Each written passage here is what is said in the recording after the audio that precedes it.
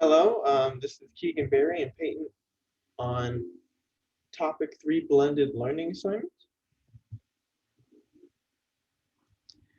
OB3. In the video provided titled Test Your Awareness, Do the Test, the video asks the viewer how many times the people in white shirts passed the basketball. While the viewer is trying to count the amount of times the ball was passed, they often miss the big picture, which is a moonwalking bear going through the scene.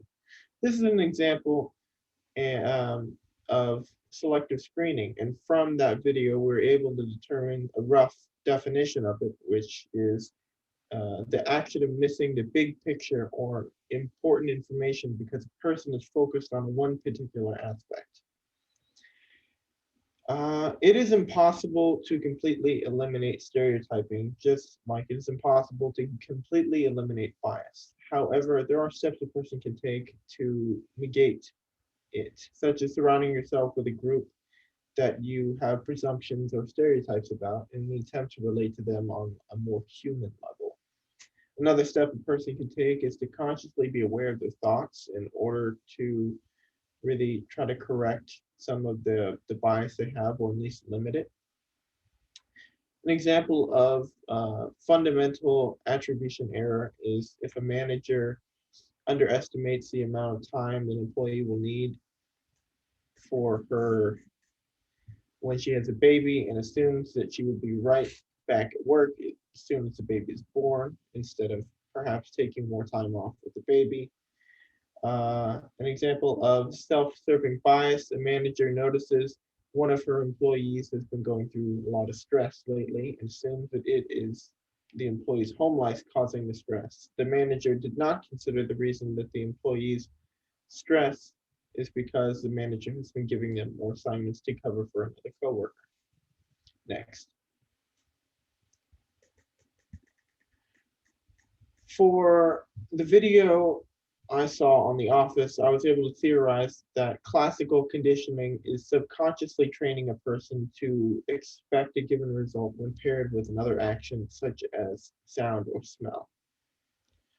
Some examples of negative reinforcement in creating a desirable behavior would be if a child steals a cookie from the cookie jar and is spanked as a result, the child then associates being spanked with stealing. Another is if an employee starts taking an hour longer for his work breaks and the supervisor notices, he starts docking his pay. And as a result, the employee will correct their behavior because of the negative consequence. Thank you. All right, so the acquired needs theory, why should a manager consider or become a manager if they have a high need for affiliation and then a low need for power? This is because they typically want what's best for the company and everyone below them. They typically don't care how they do as long as the company is just really successful. And this is just meaning that they want their relationships with their coworkers and everyone below them to be better than if they were controlling them and telling them what to do. Now, the two-factor theory. I personally think that the hygiene factors should be addressed before any of the motivator ones. This is just because without some of the hygiene ones, the motivator ones would not be as great. So if they're not organized, supervised, or have great working conditions, then there won't be much achievement, advancement, or growth. So choose one process theory and apply it to an organization. I chose the process of joint goal. This is just when a manager or supervisor and their subordinate have the same goal. So when I'm at work at Starbucks, my manager and then us employees have the same goal of raising our customer satisfaction score, which just makes the store better in general.